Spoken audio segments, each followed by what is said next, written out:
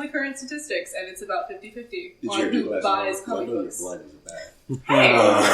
Moving on. Well, I think, just one more thing about Supergirl, I think that what their demographic is that they're trying to put it towards families and young girls, you know, so their target audience for this TV show is not the older comic book. Don't get us wrong, we are not knocking the character. Yeah. Because Supergirl and the people that she actually has on the show, I love Guardian. I love when Young Justice made Guardian black. I was like, yes! I'm not knocking those characters. I'm knocking what Brandon's getting ready to say. I'm agreeing with him. I feel that they don't follow the demographic, though, because they switch so many times. They go from this, I'm a badass girl who can do anything, to this romantic damsel in distress subplot to this. This week she literally got under her blanket and cuddled up with herself like she was 8. It's not like that's a thing that happens. Though. A strong independent women. We have our moments of sadness, but it just doesn't. I feel like we're outnumbered, Brandon. Well, you have to consider the demographic that they're going for, and you have to be able to show, if you're going for young girls, you have to be able to show them that it's okay to not be able to save the day all the time, and you can save the day, and that's great. But sometimes you need help. The problem that I have here is that they don't try to blend any of these elements together. It's really just, this episode, she's the strong, independent woman. This episode, we're going to put a lot of action where she's really fighting the crap out of somebody. And doesn't have any real story, and you don't know why this episode was in here. And then the next one, it's just pick, and really, here's some elements, make a story, build a character instead of just trying to take. And that's one of the problems I had with Glee, is Glee had, it's like, here's an issue, let's shove it into an episode. Pretty much. Glee was pretty big on that. Speaking of bad television. Oh, come on, it was okay. Actually, no, I was thinking I was going to talk about Stephen Amell's new current Arrow. First of all, did they hire Michael Dorn to voice that guy, or is it just me? I don't know. Prometheus. I swear. Fans, look that up. I swear Michael Dorn is Prometheus. The voice. I'm not caught up on Arrow, so is that the guy running around in the black version of the Arrow suit? Okay. Yes. Everything is, real quick on Arrow, stop watching it. Moving on to the next show that we actually do still like. My one and only problem with The Flash right now is... I hope it's not Grant Gustin, because he's clearly amazing. I'm tired of time travel. I'm tired of having to only face the speedster. And I'm absolutely sick of the fact that Wally West's costume is literally the Reverse Flash's costume. Did they finish the Flashpoint storyline already? Oh, God. No? Unfortunately, the downside of having a Flashpoint storyline is there is that it never goes away. There's no finishing. It's literally a Flashpoint from this point forward. Right. Yeah. That's horrible. And it's just you should just every new episode. I'm just like, why? I love the original movie. They should not have tackled it this soon. They were not ready. The Flashpoint Paradox. Yeah, that was good. One of the most amazing animated movies I've seen in a long time. By the way, for those of you that don't know, Voltron Season 2 just started. Gotta binge watch it this weekend. Going back to The Flash. Hey, Voltron rocks, okay? You were talking about it in rehearsal the other day, actually. So, spoiler for you, if you're a Voltron fan, our sponsor, Fox 5, their parent company actually owns the rights to Voltron, and they're going to have a lot of Voltron swag at VisionCon, and we might, I'll be at their if they can find transportation, have a huge 9-foot tall robot Voltron. Wait, it's 9 foot now? It's huge. It just gets bigger every time, but it sounds amazing. Just make Brandon carry this truck. Yes. Strap it to the top. Brandon, do all the work. No, Brandon, do some work. Brandon, you can't delegate this. You gotta do it. So, upside to The Flash, some of the good points about The Flash. First of all, there was a scene, and for those of you that aren't caught up, I'm going to spoil something because it was the best scene at the beginning of this first episode when they go to put their costumes away. I'm sorry, that was a great scene. If you haven't seen it, check it out. It was amazing. It was very funny. I don't know if I can be counted as not being caught up considering the fact that I haven't actually started. Such a it's on Netflix, but there's so many episodes. But the other good thing about The Flash is we have a guy that is going to be at VisionCon this year. The Flash. Who has been The Flash the original Flash. Twice. Yeah. Yes. I've intentionally not listened to any interviews he's done about his original series versus this series, so we can talk about it fresh first time when we see him. Folks, John Wesley's ship is going to be at Branson February 24th, 25th, and 26th at the Branson Convention Center at VisionCon.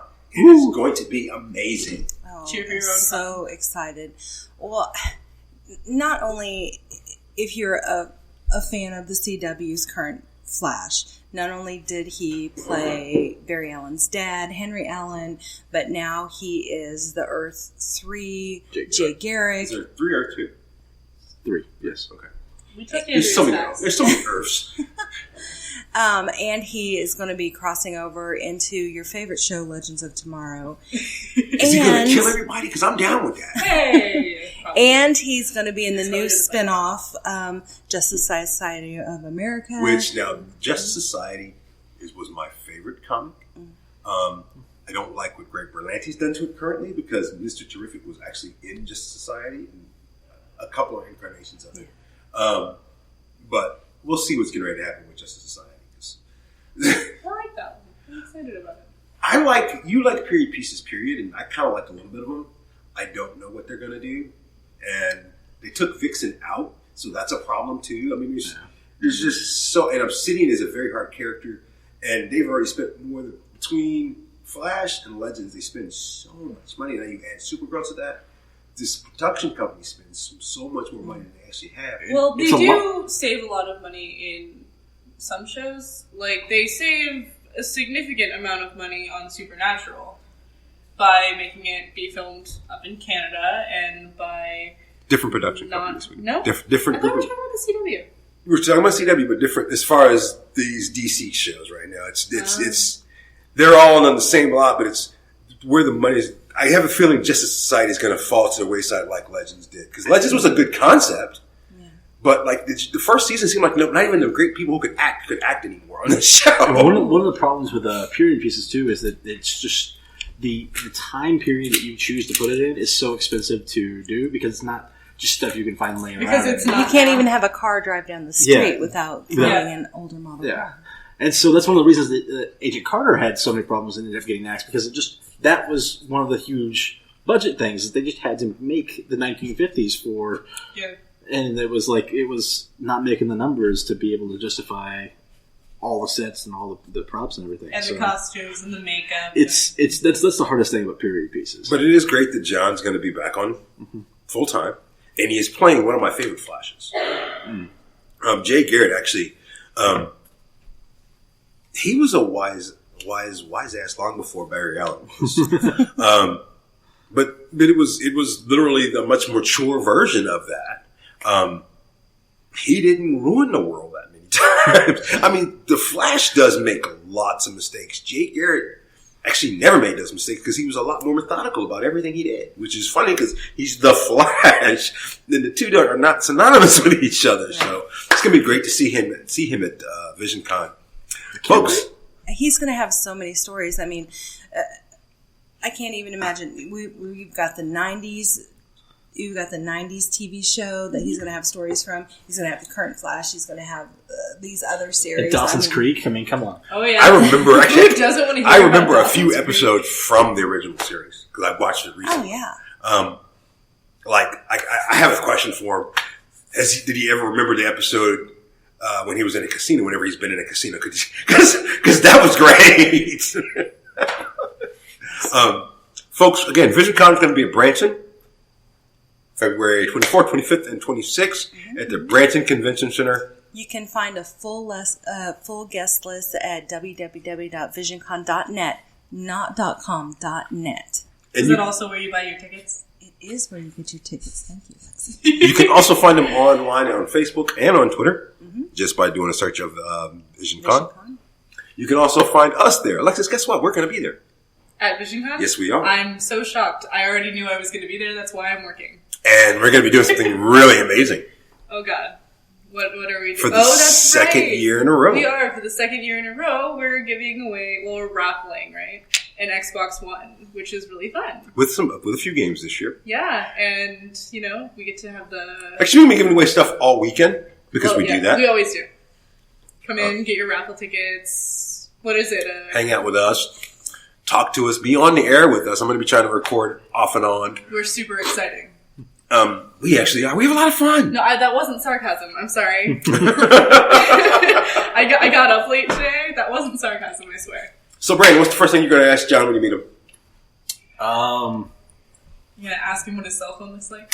I'm going to ask him. It's one of the questions. Because I know the Flash is one of your faves. One of the questions I really want to ask him, because I when I was younger, I did watch Dawson's Creek a lot too, because I was white and young.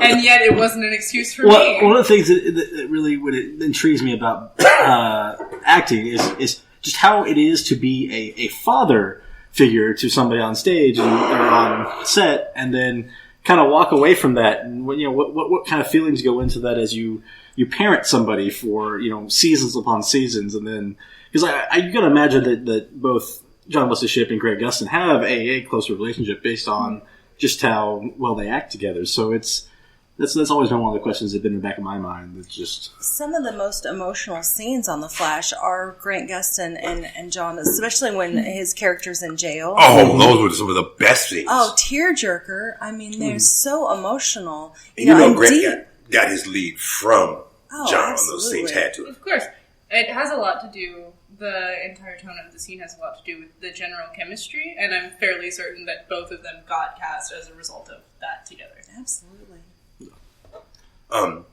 I'm so looking forward to meeting him. I'm so looking forward to hanging out with you guys for 4 whole days. Yay! Yay!